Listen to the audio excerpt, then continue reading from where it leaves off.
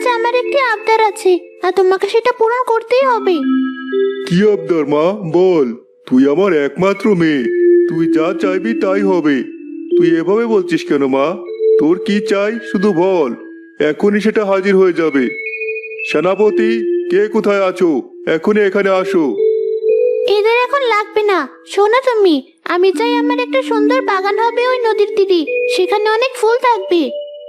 এই সামান্য বিষয় নিয়ে তুই এমন করে বলছিস? আজই সব হয়ে যাবে, আর মন খারাপ করে থাকিস না। দেখ না, কত বড় ফুলের বাগান করে দেবো আমি তোকে, কত ফুল থাকবে সেখানে। ঠিক আছে বাবা। সেনাপতি, নদীর তীরে আমার মেয়ের জন্য বাগান বানানোর ব্যবস্থা করো। সেখানে যেন অনেক ফুল হয়, আমার মেয়ের যেন পছন্দ হয়। মহারাজ, রাজকুমারীকে আপনি অনেক ভালোবাসেন, সে আমরা সবাই জানি। কিন্তু সে সবসময় যা চায় সাথে সাথে তা দেওয়া ঠিক নয়। এতে করে মানুষের অভ্যাস খারাপ হয়ে যায়। আমি চাই না আমার মা মরা মেয়েটা কোনোভাবে কষ্ট পাক। ও কষ্ট পেলে আমি সহ্য করতে পারি না, বুঝলে সেনাপতি? তাই আমি সব বুঝেও ওর সব আবদার পূরণ করি, তবুও ও কষ্ট না পাক। ওই যে আমার বেঁচে থাকার একমাত্র সম্বল এখন। বুঝতে পেরেছি মহারাজ, আমাকে ক্ষমা করবেন। তবে আমার মনে হয় রাজকুমারী এখন অনেকটা বড় হয়েছে, কিন্তু সে দিন দিন জেদি হয়ে উঠছে।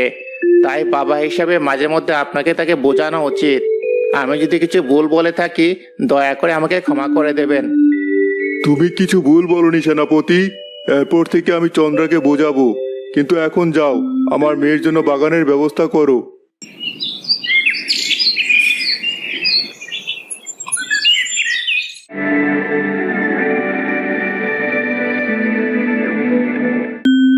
দেখতে দেখতে কিছুদিনের মধ্যে নদীর পাড়ে সুন্দর একটি ফুলের বাগান তৈরি হয়ে যায়। সেখানে অনেক ফুল থাকার কারণে অনেক সুন্দর সুন্দর পাখি আর প্রজাপতিও আসা শুরু করে। সব মিলিয়ে খুবই সুন্দর একটা বাগান হয়ে ওঠে। আমার মনে হয় এমন সুন্দর বাগানের কারণেই আমার বাগান পৃথিবীর সবচেয়ে সুন্দর বাগান। আর আমার এই বাগানে আমি কাউকে আসতে দেব না, এটা শুধু আমার একার। ও, আমার এবার প্রাসাদে ফেরার সময় হয়ে গেছে। সবচেয়ে সুন্দর ওই লাল গোলাপটা আমার মাথায় গুঁজে নেই।